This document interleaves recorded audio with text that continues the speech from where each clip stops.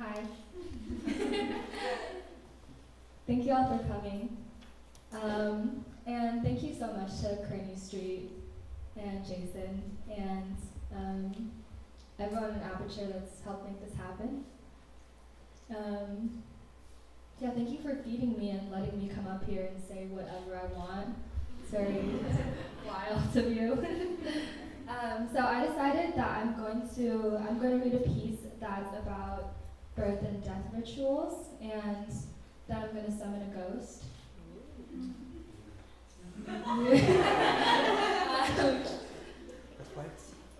Yeah, let's just go for it. Is there audio on it? Okay. This is called Warmth of an Eggshell. 8 years after my body first began laying eggs, I decided to keep track of my periods with a special calendar.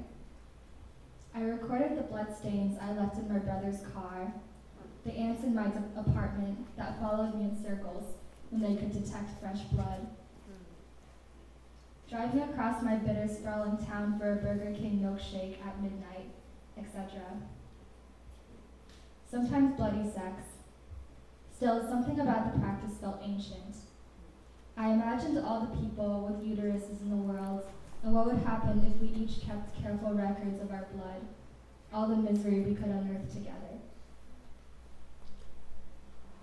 I want to unearth the red misery because otherwise it gets buried deep. Other things that get buried deep. My dead pets, sticky adolescent dreams, my past life as a lemon tree that never bore fruit but still buried its roots in the lonely mud. According to one Taoist myth from the 4th century, a woman's menstrual blood is so toxic that spilling it on pure earth would offend the gods. Here come the gods and their dirty, lofty sentiments, racing towards the witness stand, wielding halos of soil. It's true that every god is secretly a man who has forgotten he once sprouted from a dead cavern of cells. It's true that every god is a man who plays Candy Crush in the waiting room while his wife is busy giving birth. Red misery is the misery of one, the sun, my hair, and other bright dying things. Overripe fruit rotting on the vine. An egg yolk with twin embryos, curdling in hot oil. A C-section baby being lifted out of a mother's stomach because they got lost without a neon exit sign, etc. When it was time for me to be born, my mother waited 8 sunrises before scheduling the operation for superstitious reasons. The village doctor said it would be too late, but she insisted. And now look at me. I turned out fine. I turned out like an ugly duckling who misses the warmth of the eggshell. She birthed me into a perfect world that she molded carefully from a shoebox diorama of the solar system. 8 glittery tennis balls swinging ceaselessly in the void. She spat out the painkillers because she didn't want to consume anything that would hurt my baby brain. And my father was on the other side of a big ocean, nowhere to be seen. But I like to imagine him pacing the hallway, or wiping the spit from the corners of her mouth, her red misery flashing in the dark.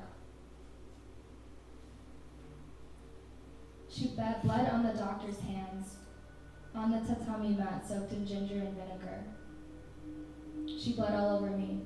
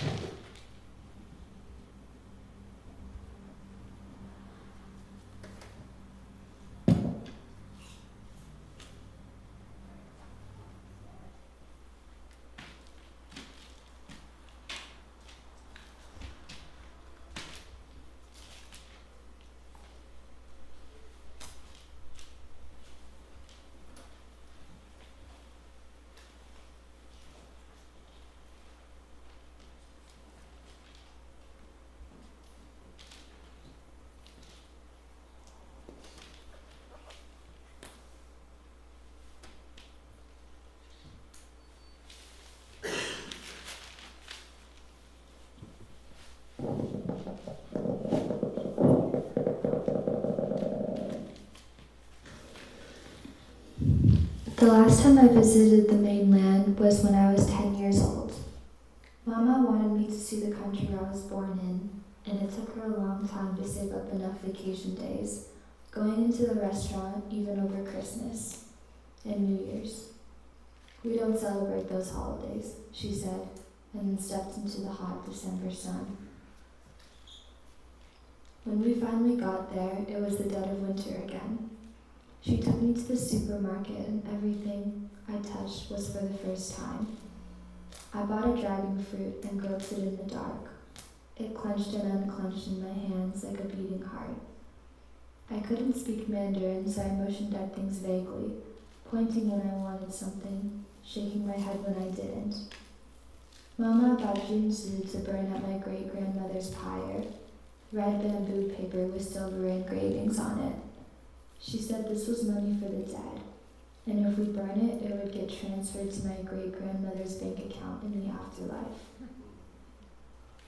Mama put me in the minivan borrowed from my uncle, and we set off for the countryside. I was eating my dragon fruit in the back seat, trying not to throw up on the gravel road, wiping the clear juice all over the seats. When we got there, she saw that his burial ground had been excavated and replaced with a shopping mall. "Wambatan," she said. "Zhendeshi Wambatan." And it was the first time I ever heard her swear. I waited in the parking lot while she burnt ghost money in the center of the plaza, getting down on all fours to press her forehead to the oil-stained ground. When we got back in the car, she said, "Baba, when I die, this is what you have to do."